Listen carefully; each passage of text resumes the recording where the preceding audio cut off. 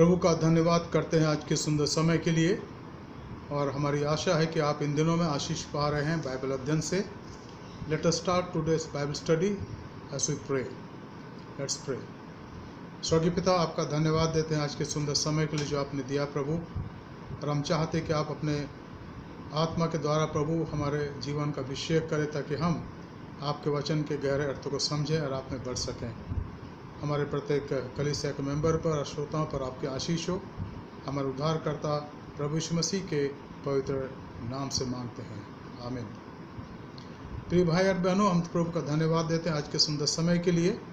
और आज का जो विषय है उसको हम पाते हैं प्रेरितों के काम उसका 24 अध्याय उसके 22 पद से 25 अध्याय के 12 पद तक। प्रेरितों के काम उसका 24 अध्याय 22 पद से 25 अध्याय उसके 12 पद तक। और इन दिनों में हम संत पौलुस के मिशनरी यात्रा के आखिरी छोर को देखते हैं, यानी अब वो रोम की तरफ रवाना हो रहे हैं। और उसके पहले यहाँ पर जो उसके सामने जो परिस्थिति है वो कैसरिया का है, जहाँ फिर से उसके सामने बहुत से लोग हैं और न्यायाधीश हैं, जहाँ पौलुस अपने प्रत्युत्तर को देंगे। प्रिय भाई और बहनों, संत पौलुस के जीवन के अंदर हम इन बातों को बार बार पाते हैं कि वो प्रभु का दास तमाम विरोधी तत्वों के बावजूद जो उनके पीछे लगे थे, उनको दोषी ठहराना चाहते थे, उनके हर एक छोटी छोटी बात को नोट करते थे और हमेशा शिकायत करते थे। खासकर वे यहूदी जो उस समय से उसके विरोध में हो गए थे जब से उसने प्रभु को पाया। और पौलुस पहली मिशनरी यात्रा के बाद जब दूसरी मिशनरी यात्रा की शुरुआत में उसके पहले जो यरूशलेम की काउंसिल हुई, उसके निर्णय को लेकर वो जगह जगह गया, लेकिन फिर भी विरोध का सामना करा। उसके विरोध का सामना उसको करना पड़ा, लेकिन वो प्रभु का दास प्रभु में स्थिर रहा। और अब तीसरी मिशनरी यात्रा के बाद अब जब वो प्रभु के इच्छा के अनुसार यरूशलेम से रोम की तरफ रवाना हो गया है, अब वो कैसरिया में है जहाँ पर उसकी पेशी होती है। और हम उसी के बारे में आज पढ़ेंगे। हम देखते हैं, पहली बात देखते हैं 24 अध्याय प्रेरितों के काम उसके 22 पद में। फेलिक्स ने जिस पंथ की बातें ठीक ठीक जानता था उन्हें यह कहकर टाल दिया, जब पलटन का सरदार लूसियस आएगा तो तुम्हारी बात का निर्णय करूँगा। But Felix having a rather accurate knowledge of the way put them off, saying, when Lysias the tribune comes down, I will decide your case. पौलुस को ऐसा समय दिया गया कि वो यहाँ पर रहे, और यहाँ लिखा है, हम देखेंगे 2 साल तक वो कैसरिया में रहे। God made a provision for his servant Paul so that he may be there at Caesarea for 2 more years in custody but with lot of liberty. और ये सत्य है मित्रों, जब हम प्रभु के काम को करते हैं तो प्रभु हमारे लिए प्रबंध करता है। इसके बावजूद कि बहुत परेशानियां होती हैं, बहुत से लोग उसका खिलाफत कर रहे हैं और खिलाफत करते रहे, लेकिन प्रभु ने उसके लिए द्वार खोला, और इतना अच्छा द्वार खोला कि उसने उसको लिबर्टी दी। न्यायाधीश ने लिबर्टी दी उसको, और वो उस लिबर्टी में रहा। हालांकि वो बंदीगृह में था, लेकिन फिर भी बहुत से लोगों से मिलता था, लोगों से बातचीत करते थे। और यहाँ पर यही कहा गया, जो फेलिक्स था उसने कहा कि मैं इस बात को जानता हूँ, और उसने कहा कि जब पलटन का सरदार लूसियस यहाँ आएगा तो मैं तुम्हारी बातों का निर्णय तुम्हारे लिए करूँगा। So it was a divinely appointed time for Saint Paul, divinely appointed time, and he was to be spending his time with the Lord. ये 2 साल उसने प्रभु के चरणों बिताए। उसने लेखनियाँ लिखी होंगी, लोगों से बातचीत करी होगी, प्रचार करा होगा, और इस प्रकार से प्रभु ने उसको वहाँ पर समय दिया था कि वहाँ पर 2 साल रहे। 23 पद में लिखा है, और सूबेदार को आज्ञा दी कि पौलुस को कुछ छूट में रखकर रखवाली करना, और उसके मित्रों में से किसी को भी उसकी सेवा करने से ना रोकना। और सूबेदार ने आज्ञा दे दी कि अब ये पौलुस यहाँ पर रहेगा, बंधुआई में रहेगा, लेकिन फिर भी इनको हम छूट दे रहे हैं। इनके मित्र इनसे मिलने आ सकते हैं और इनकी सेवा कर सकते हैं। मित्रों, यही कार्य प्रभु हमारे जीवन के लिए करता है। जब हम उसके उद्देश्यों को लेकर चलते हैं, लोग चाहे कुछ भी सोचे, विरोधी चाहे कुछ भी सोचे, विरोधी सोचते हैं कि भाई इनकी कोई बुलाहट नहीं है, इनकी सेवा बेकार है, किसी काम के नहीं है, वो विरोधी सोचता है। और उनके द्वारा शैतान सोचता है, शैतान उनके मनों को बरगलाता है। और इसी प्रकार से शैतान ने उन यहूदियों के मनों को बरगलाया जो पौलुस के खिलाफ थे। पौलुस के खिलाफ उन्होंने बहुत सी बातें कही, लेकिन प्रभु ने उसको संभाल के रखा। और ये बात हम देखते हैं, प्रभु के जो सेवक होते हैं उनके विरोधी बहुत होते हैं, उनके खिलाफ बहुत सी बातें करते हैं। वो लोग जो स्वार्थ से भरे होते हैं, इगोइस्टिक लोग होते हैं, जो सोचते हैं कि अब पौलुस के आने से या पौलुस के प्रचार करने से बहुत से लोग यीशु मसीह पर विश्वास करेंगे, तो हमें कौन पूछेगा, हमें कौन पूछेगा। उन्होंने उसका विरोध किया, लेकिन प्रभु ने पौलुस के लिए इंतजाम करा। हालांकि वो प्रिजन था, जेल था, लेकिन वहाँ पर पौलुस को रखा गया।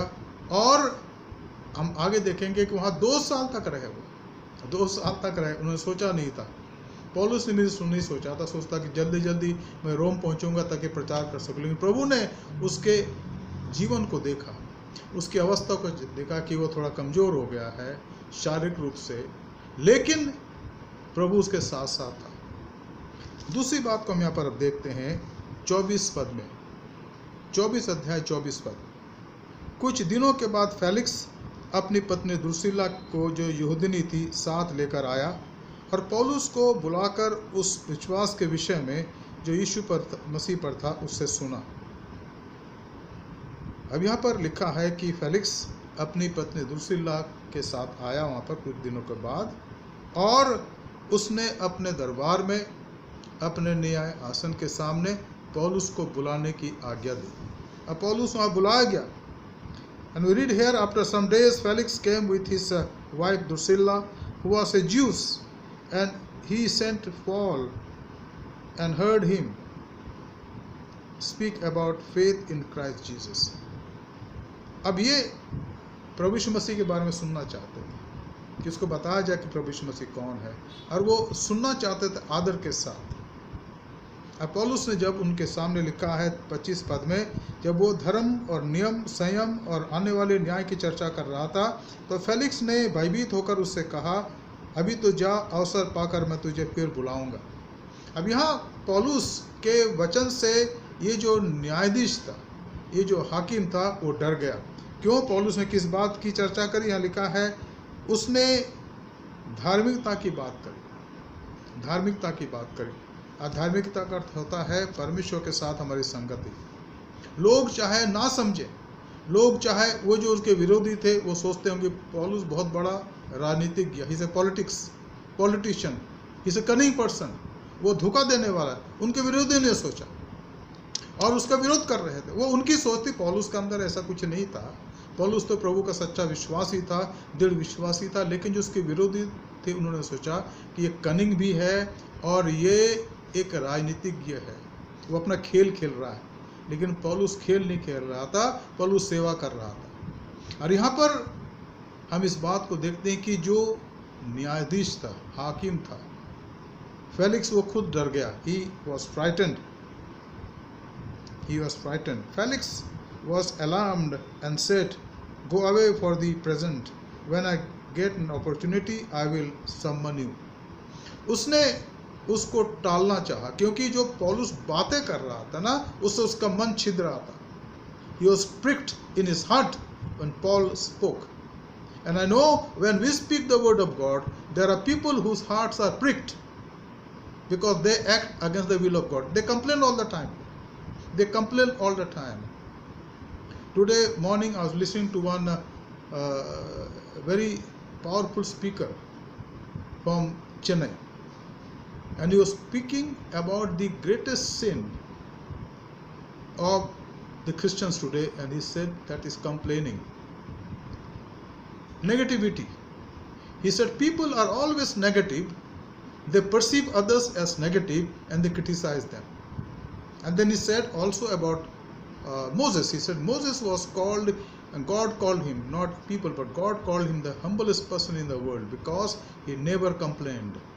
उसने कोई शिकायत नहीं करी। कभी कभी प्रभु के लोग भी शिकायत करते, नेगेटिव हो जाते हैं, और इसलिए उनको आशीष नहीं मिलती. They are deprived of all blessings because they become negative, critically negative, and they take everything being said by the servant of the Lord negatively, and they find the fault in that person, of the servant of the Lord. And this was happened to these people also, who were opposing Paul all the time. And we'll read now and we'll understand and we'll analyze something just within 2-3 minutes now, what these people who opposed him, they said about Paul. And when Paul was speaking, he spoke about righteousness. He never criticized anyone.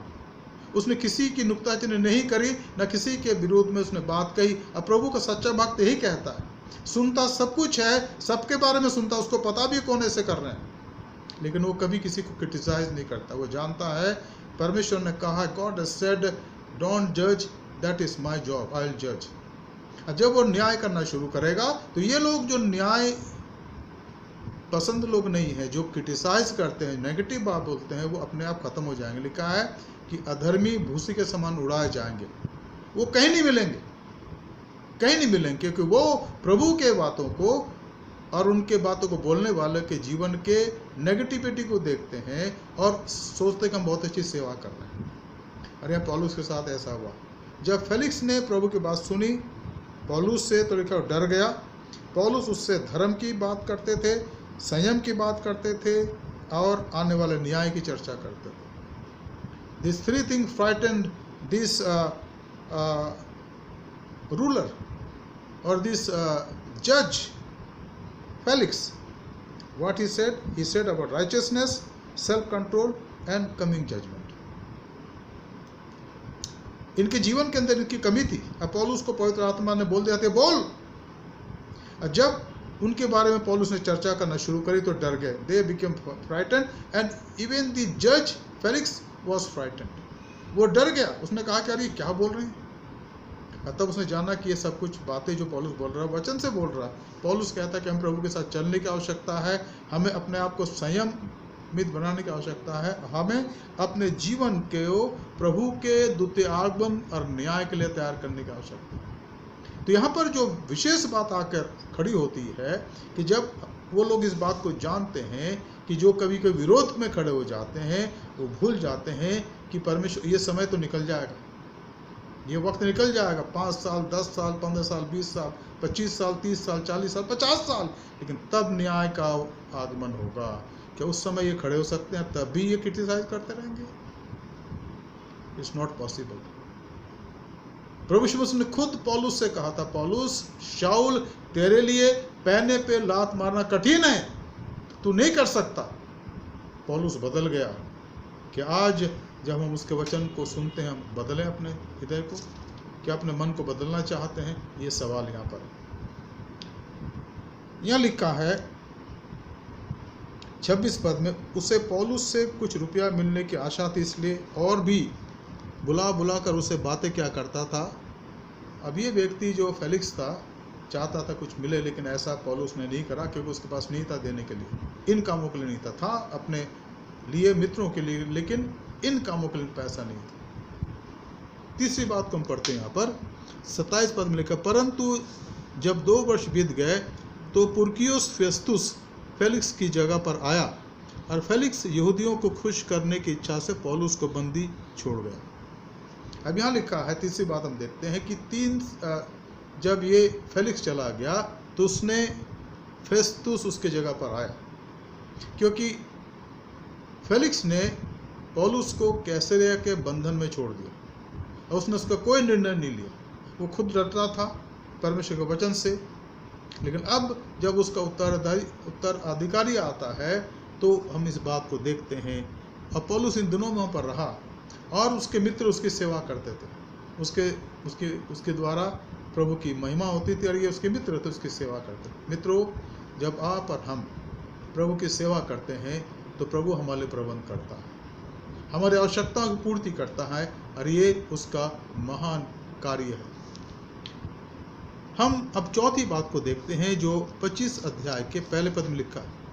Festus उस प्रांत में पहुंचने के 3 दिन के बाद कैसरिया के से यरूशलेम को गया तब प्रधान याजकों और यहूदियों के प्रमुख लोगों ने उसके सामने पौलुस की नालिश की और उससे विनती की करके उसके विरोध में यह वर चाहा कि वह उसे यरूशलेम में बुलवाए, क्योंकि वो उसे रास्ते में मार डालने की घात में लगे हुए थे। अब यहाँ पर आप देखते प्लॉटिंग पौलुस के खिलाफ हो रही है।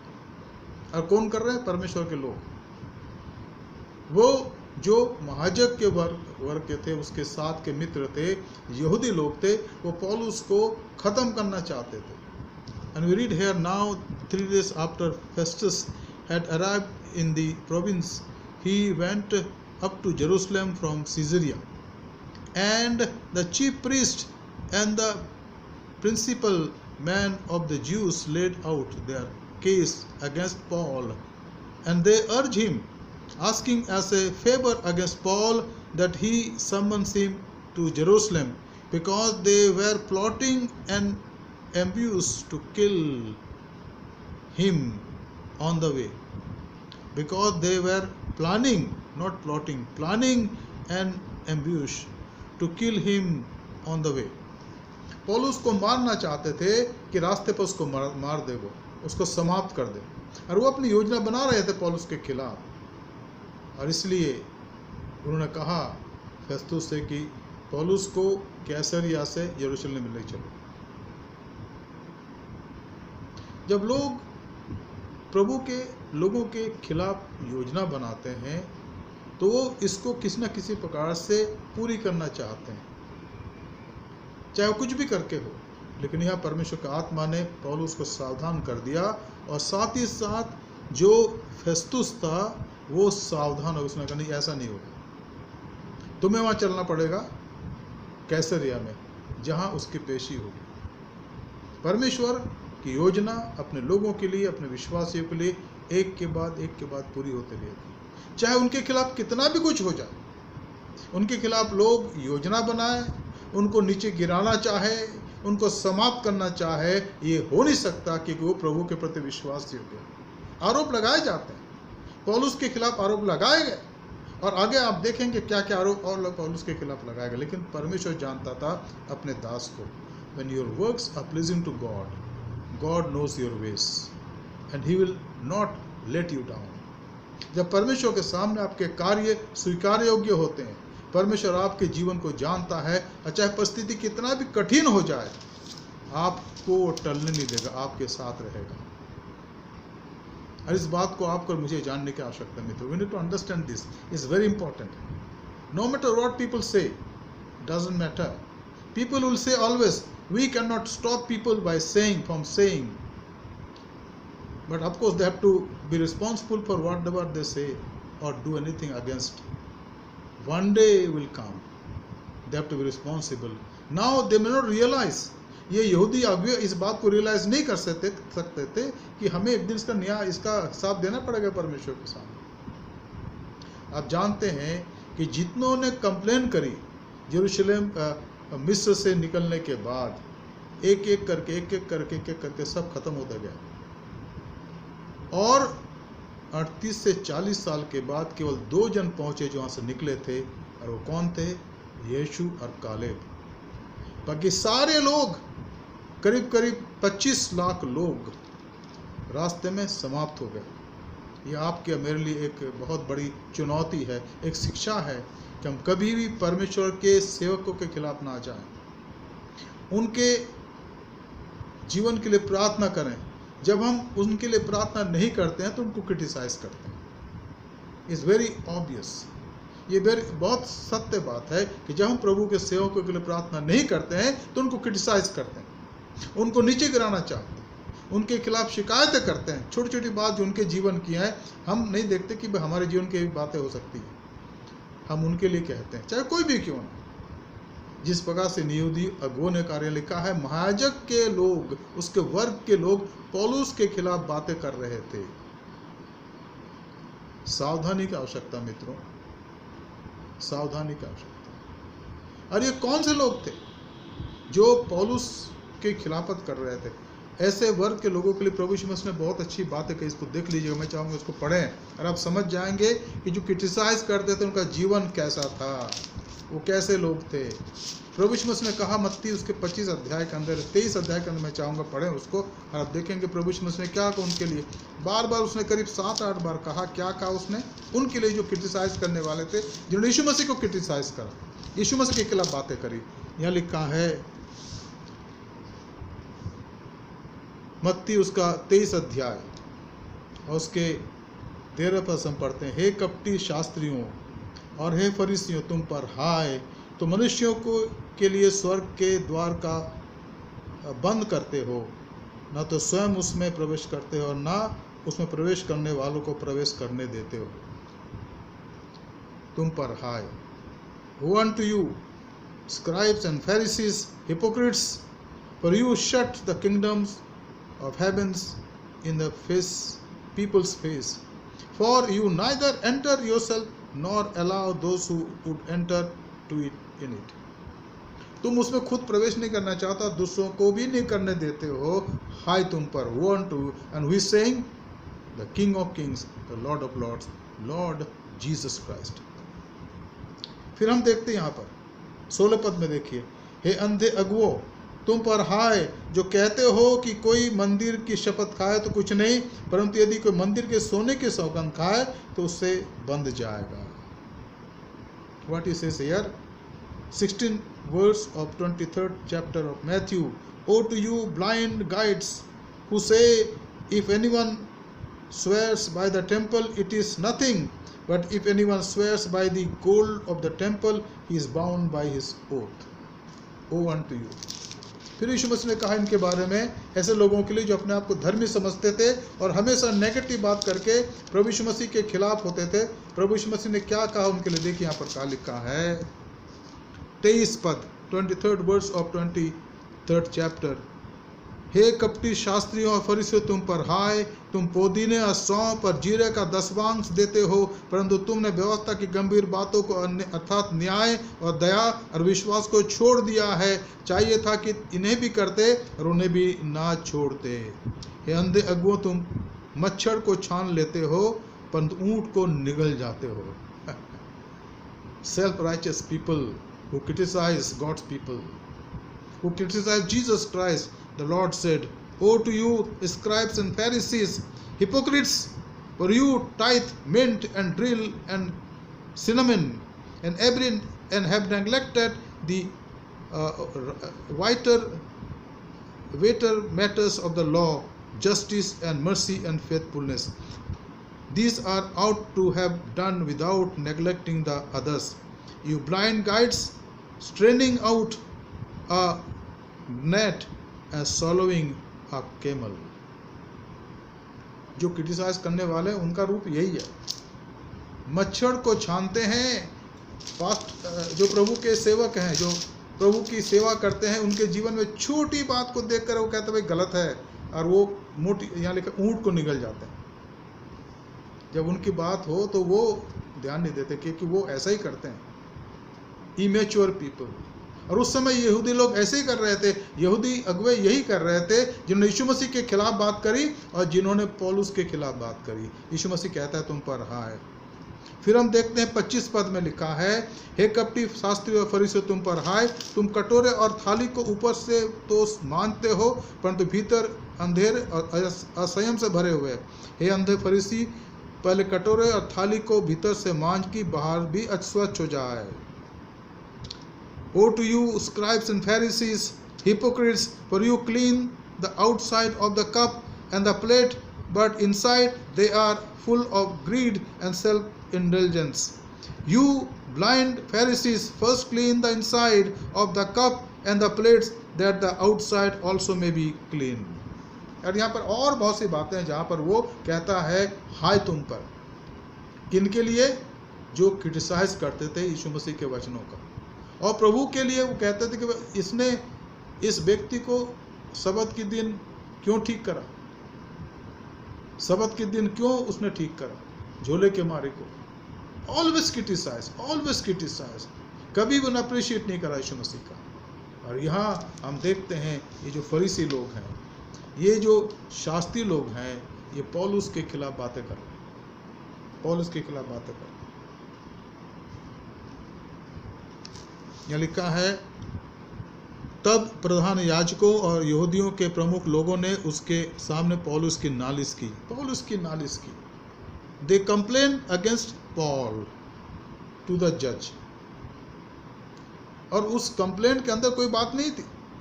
अब पौलुस ने कहा भी यहाँ पर कि मैं प्रूव कर दूंगा महाराज न्यायाधीश साहब कि ये सारे झूठे आरोप हैं, लेकिन उन्होंने लगाया, क्योंकि उनको रोक कौन सकता। See the fact is nobody can stop anyone from speaking anything. It may be wrong or right, because that is their right to speak. But complaining for right thing is a horrible thing. और इन्होंने यही कहा पौलुस के लिए। और इस बात को हम समझ जाए मित्रों कि जब हम कुड़कुड़ाते हैं, बुड़बुड़ाते हैं, तो हम अपने जीवन को शारीरिक रूप से बीमार कर देते हैं।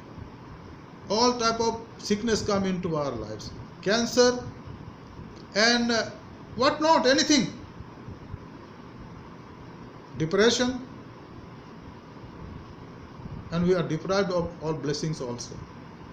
क्योंकि परमेश्वर मन को देखता है ना, वो हृदय को देखता है कि भाई ये व्यक्ति जो है, ये लोग जो है, ये समाज के लोग, 4-5 लोग जो है, थोड़े से लोग जो है, ये परमेश्वर के दासों को, परमेश्वर के सेवकों के खिलाफ इनके मन में केवल बुरी बातें हैं, जैसे कि हम धर्मी हैं और वो गलत है। तब परमेश्वर दुखी होता है। 25 अध्याय के 3 पद में, और उनसे विनती करके उसके विरोध में वो वर चाहा कि वह उसे यरूशलेम में बुलवाए, क्योंकि वह उस रास्ते में मार डालने की घात में लगे हुए थे। और फेस्तुस ने कहा कि भाई, उत्तर दिया, पौलुस कैसर के पहरे में रहे और मैं आप जल्द वहाँ जाऊँगा। और जब ये फेस्तुस वहाँ पहुँचा तो लोगों ने उस पर दोष लगा। लिखा है, फिर कहा, तुम में से जो अधिकार रखते हैं उसके साथ चलें, और यदि उस मनुष्य ने कुछ अनुचित काम किया है तो उस पर दोष लगाएं। यहाँ 5वीं बात है, 6 पद में लिखा है, उनके बीच कोई 8-10 दिन रहकर वो कैसरिया चला गया। कौन चला गया? फेस्तुस। और अब ये लोग वहाँ से आए यरूशलेम से और पौलुस के खिलाफ बातें करने लगे। और दूसरे दिन यहाँ आसन पर बैठकर पौलुस को लाने की आज्ञा दी। दूसरे दिन उन्होंने इस बात की आज्ञा दी कि पौलुस को लाया जाए इस न्याय आसन के सामने। जब वो आया तो जो यहूदी यरूशलेम से आए थे, उन्होंने आसपास खड़े होकर उस पर बहुत से गंभीर आरोप लगाए, बहुत से गंभीर आरोप, जिनका प्रमाण वे नहीं दे सकते थे। गंभीर आरोप पर बिना प्रमाण के, ये मूर्खता है ना, ये मूर्खता है। लेकिन इंसान जब घमंड से भर जाता है, वो सोचता है कि मैं सिक्योर हूँ चारों तरफ से, मेरे लोग मेरी सहायता करेंगे, कोई किसी सहायता नहीं करता। उनको अपना जवाब देना पड़ेगा परमेश्वर के पास। लेकिन वो इस बात की हिम्मत करते हैं कि परमेश्वर के लोगों के खिलाफ बातें करते हैं। भयंकर आरोप लगा पौलुस के खिलाफ। लिखा, after he stayed among them not more than 8 or 10 days, he went down to Caesarea, and the next day he took his seat on the tribunal and ordered Paul to be brought. When he had arrived, Paul had arrived, the Jews who had come down from Jerusalem stood around him, bringing many and serious charges, underline the word, against him that they could not prove. और ये होता है मित्रों, प्रभु के बहुत से सेवकों के खिलाफ चार्जेस लाए जाते हैं जिनके लिए कोई प्रूफ नहीं है। जब वो देखेंगे हम बेसलेस हो गया तो वो हिल जाते हैं। They are stirred from within and then they start repenting. If they repent rightly, they will be forgiven, but if not, they will not repent, the wages of their work is terrible. The Bible says our God is a consuming fire. Bible में लिखा है कि हमारा परमेश्वर भस्म करने वाली आग है। तो इन्होंने पौलुस के खिलाफ बहुत से आरोप लगाए। 6वीं बात, अब पौलुस यहाँ पर उसका अपना प्रत्युत्तर देते हैं। He is replying to his all the accusations that they had against him. क्या बोला पौलुस ने? 8वें पद में लिखा है, परंतु पौलुस ने उत्तर दिया, then Paul replied, मैंने ना तो यहूदियों की व्यवस्था के और ना मंदिर के और ना ही कैसर के विरुद्ध के अपराध किया। Paul said it very clearly because his heart was clear. इसलिए हम बात करते लोगों से क्योंकि मन साफ है, मन में कोई दुविधा नहीं है, कोई गंदगी नहीं है। क्या पौलुस ने कहा? मैंने ना तो यहूदियों की व्यवस्था के और ना मंदिर के और ना ही कैसर के विरुद्ध कोई अपराध किया। He said very clearly, Paul argued in his defense neither against the law of the Jews nor against the temple nor against Caesar have I committed any offense. He said it very clearly. मित्रों, महाराज, न्यायाधीश साहब, मैंने इन तीनों बातों के खिलाफ कुछ नहीं करा। मैंने कभी भी कहीं पर भी यहूदियों की व्यवस्था यानी मूसा की व्यवस्था के खिलाफ बात नहीं करी। I have not spoken against Mosaic law. Sometimes people accused Paul कि he doesn't know anything. That is why he is telling all these things. He is not a learned person. यार ये आरोप लोग लगाते हैं, इनको कुछ नहीं आता, ये बेकार के लोग हैं, क्या आता है इनको? हमें सब कुछ आता है, हम सब कुछ कर सकते हैं। परमेश्वर उनको न्याय करेगा। God will judge them severely. But it's there. यीशु के दिनों में था, उस होते हम सब व्यवस्था को जानते हैं, ये यीशु क्या क्या बरगलाता रहता है। हम भूल जाते हैं परमेश्वर उनका न्याय करेगा। God will judge. God will vindicate his people and judge them. And after some time there will be no more. There will be nowhere. वो कहीं नहीं पाए जाएंगे आपके सामने, आप देखेंगे। परमेश्वर का वचन है ये मेरा वचन नहीं है। It's God's words. It's God's word. पौलुस ने कहा कि मैंने यहूदियों के व्यवस्था के खिलाफ और मंदिर के खिलाफ भी मैंने कोई बात नहीं करी। मंदिर की पवित्रता बनी रहे, ये परमेश्वर का मंदिर है। And he never said anything against the temple of God. He rather said we are the temple of God, but he never ridiculed anything about the temple of God. And then he said, I have never said anything also against Caesar. मैंने कैसर के खिलाफ भी कोई बात नहीं करी। He never said anything that don't give any octroi to Caesar or anything that you are obligated don't fulfill. He never said. लेकिन इन्होंने इन बातों का आरोप लगाया। अरे उन्होंने यही कहा होगा ना, क्या कहा होगा? उन्होंने कहा होगा कि पौलुस यहूदियों की व्यवस्था के खिलाफ बात करता है। He is talking against the law of the Jews. That was the accusation. He is talking against the temple of God. वो मंदिर के खिलाफ बात कर रहा है और वो कैसर के खिलाफ बात करता है, क्योंकि इन्हीं बातों से वो सोचते थे, लालची लोग सोचते थे, ये दुष्ट लोग सोचते थे। These were wicked people. They thought that Paul will be punished and he will be killed. और जो दोष लगाते हैं वो जो नहीं है वहाँ पर भी लेके बातों को ले आते हैं और बहुत सारी बातों को लाते हैं कि ये है और वो है और ये है और ये है, ताकि उस व्यक्ति को सजा मिल जाए। वो उस बात को नहीं जानते हैं कि वो व्यक्ति उनके बुलाए से नहीं आया है। पौलुस वहाँ कैसरिया में इसलिए नहीं आया कि ये लोग बुलाते थे, ये आया परमेश्वर को भेजना चाहता। When God sent his people, he is there with them. And any accusation, any harm or anything that has been prepared against the people of God will not harm them in any way. और ये सत्य है, इस बात को ध्यान में रखने की आवश्यकता है। कभी भी परमेश्वर के लोगों के खिलाफ बात ना करें। ये बहुत ही बड़ी चेतावनी है हम सब के लिए, मेरे लिए, हम सब के लिए। Let us learn that we should not speak against God's people, God's chosen people. We read the story of King David and King Saul. How much he hated David when he was supposed to be the king. And there's one time when David had all the opportunity to kill Saul, but he said, no, I refrain from this work because he's God's anointed. He's God anointed. परमेश्वर के लोगों के खिलाफ हम बात ना करें और सोचे भी नहीं, और नहीं तो परिणाम भयंकर होंगे, परिणाम बहुत ही भयंकर होंगे। हम इस बात को सोचने और समझने की आवश्यकता है। और यहाँ पर पौलुस के जीवन में इस बात को पाते हैं। और ये सारे जो आरोप लगा रहे थे, यहाँ लिखा है कि यहाँ साफ साफ लिखा है, अगर आप पढ़े यहाँ पर साफ साफ लिखा है 7 पद में 25 अध्याय, जिनका प्रमाण वे नहीं दे सकते थे, and serious charges against him that they could not prove. प्रमाण नहीं दे सकते थे। फालतू फंड की बातें करो, फालतू फंड की बातें करो। इस बात को जानने की आवश्यकता है। मित्रों, हमें इस बात को जानने की आवश्यकता कि वचन ही कहता है कि हम दोष ना लगाएं, ताकि हम पर भी दोष ना लगाया जाए। यीशु मसीह ने गोल्डन रूल क्या दिया कि जैसे तुम चाहते हो कि लोग तुम्हारे साथ करें, तुम भी ऐसा ही करो। यही नबियों की शिक्षा है। And this is called the golden rule. Anything that you expect people to do to us, we should also do that. You hate people, you plot against them, you plan against them, and you think that God will bless you, that your plotting will come against you only. जब हम गड्ढा दूसरों के लिए खोदते हैं तो गड्ढे में हम खुद गिरते हैं। ये ध्यान रखिएगा। हमें ध्यान में रखने की आवश्यकता कि अगर हम परमेश्वर के लोगों के खिलाफ गड्ढा खोदते तो गड्ढे में हम खुद गिरेंगे। वो तो निकल जाए, तो चले जाएंगे वहाँ से, वो चले जाएंगे।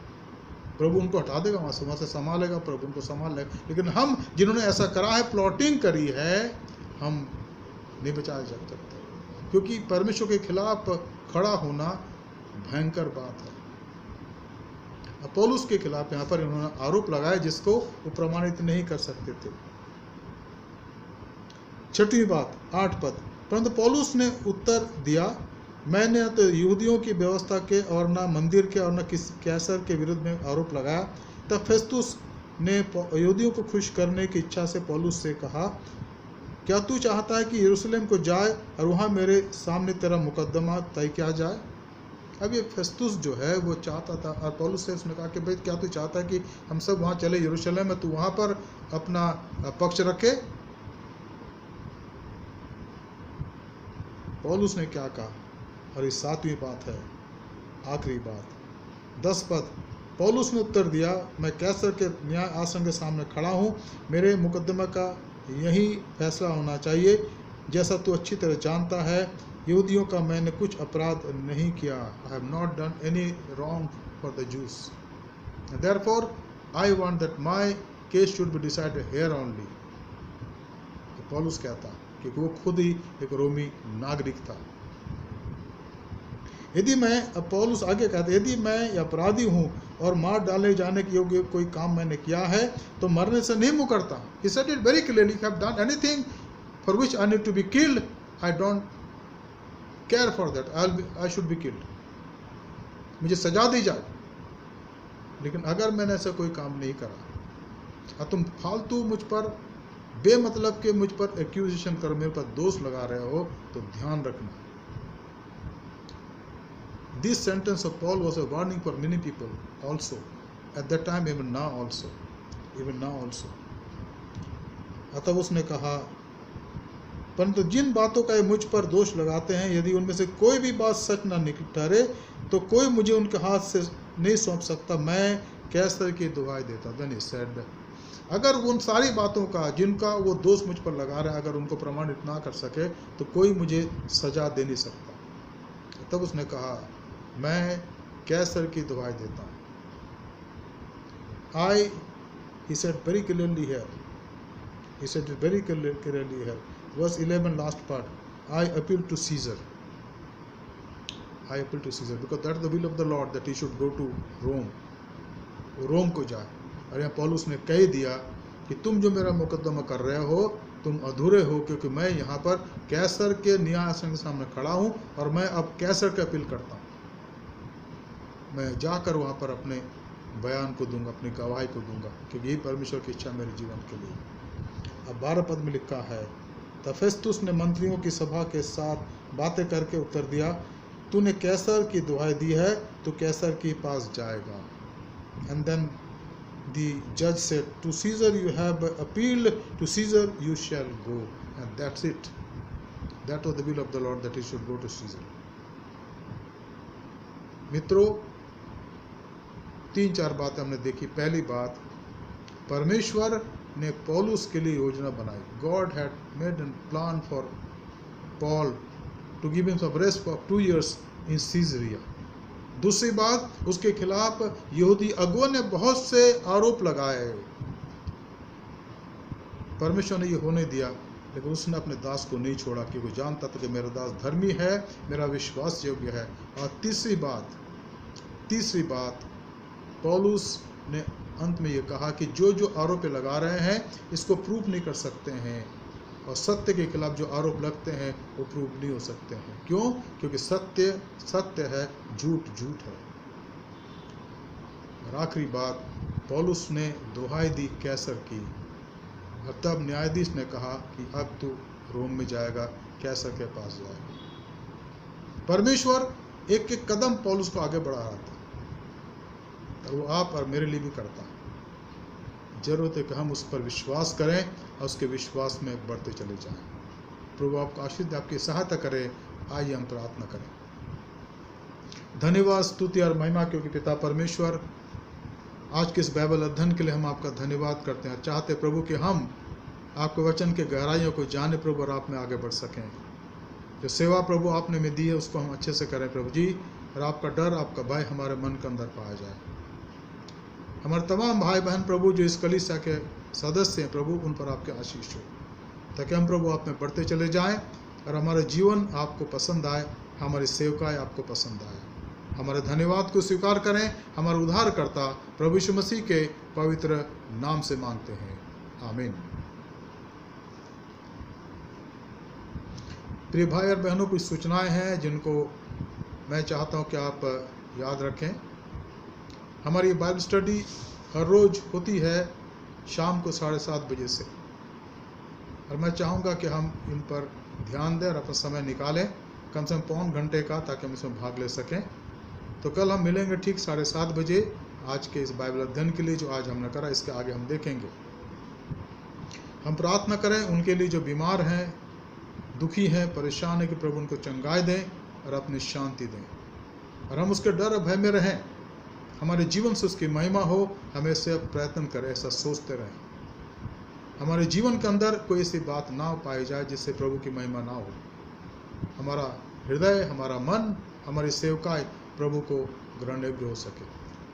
हम प्रार्थना करें अपने देश के अगुओं के लिए, हमारे राष्ट्रपति, हमारे प्रधानमंत्री, हमारे राज्यपालगण, हमारे मुख्यमंत्रीगण, हमारे एमपीस, हमारे एमएलएस, तमाम पुलिस के लोग और आर्मी के लोग, प्रभु उनकी सहायता मदद करें।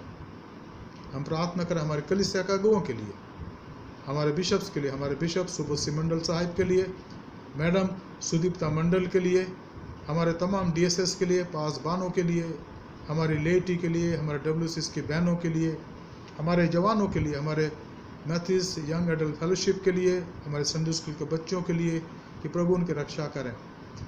ऐसा लगता है कि अभी कुछ समय तक और ये चर्च बंद रहेगा, कुछ हफ्तों तक, शायद महीने लग जाएं, लेकिन हम सुरक्षित रहें प्रभु के सामने। मित्रों, एक और बात मैं आपको कहना चाहता हूँ कि जो हमारा दिए है प्रभु के सामने, जो हमें देना है, उसको हम रेगुलरली दें, ताकि प्रभु के घर का काम चलता रहे और आपको प्रभु आशीष देता रहे। हमारा ऑफिस चर्च में खुल रहा है, रोज़ ऑफिस खुलती है सुबह 10:30 बजे से लेकर शाम को 5:30 बजे तक। आप आइए, अपने डोनेशन दीजिए और रसीद ले लीजिए। मेहरबानी से उसको याद रखिएगा, आप ऐसा करें, क्योंकि ये हमारे लिए ज़रूरत है। पिछले दिनों जो भी हमने ऑफरिंग्स दिए हैं उनको लाएं और अपने प्रभु के कार्य में उनको दें, ताकि प्रभु कार्य आगे बढ़ सके। आइए हम आखिरी प्रार्थना करें। धन्यवाद, स्तुति और महिमा के पिता परमेश्वर, स्वर्ग और पृथ्वी के स्वामी, राजाओं के राजा, प्रभुओं के प्रभु, अनंत काल के राजा, हम धन्यवाद देते प्रभु आज के सुंदर समय के लिए, आज के बाइबल अध्ययन के लिए आपकी स्तुति करते हैं प्रभु। चाहते हैं कि हमारे कलीसिया के हर एक लोगों पर, जो नेपाली कांग्रेगेशन के, हिंदी और इंग्लिश के, प्रभु आपके आशीष हो। प्रभु हमें आपका डर दे प्रभु, कि हम आपके डर भय में चल सके प्रभु, और कभी भी प्रभु उनकी जो आपकी सेवा में है प्रभु नुक्ताचीनी ना करें, उनके खिलाफ प्रभु शिकायत ना करें, क्योंकि प्रभु ये एक भयंकर कार्य है। क्योंकि प्रभु बिना तथ्य को जाने हम बहुत से लोग बहुत कुछ कहते हैं। प्रभु आप हमें क्षमा करें प्रभु जी, और आप हमें ऐसा जीवन दे कि हम आपके डर भय में आगे बढ़ सकें। अभी तक न संभाला, आगे भी संभाले प्रभु, सहायता करें, और रात भर हमें संभाले, मिठीन दे प्रभु जी। हम प्रार्थना करते अपने देश के अगुओं के लिए, उनको बुद्धि ज्ञान दे प्रभु, और अपने कलीसिया के अगुओं के लिए प्रभु जी, उन पर आपके आशीष पाए जाए, कलीसिया पर आशीष हो। हमारे उद्धारकर्ता प्रभु यीशु मसीह के पवित्र नाम से मांगते हैं, आमीन। अब हमारे खुदा यीशु मसीह का फजल, खुदा बाप की मोहब्बत, रूहुल कुद्दुस की हिफाजत शराकत हमें सर के साथ इस समय और हमेशा तक होती रहे। आमीन। सबको जय मसीह की। प्रभु आपको आशीष दे। यीशु ही प्रभु है, वो आपके साथ रहे, आपकी रक्षा करे, आपको शांति दें और उसमें बढ़ते चले जाएं। सबको शुभ रात्रि। धन्यवाद।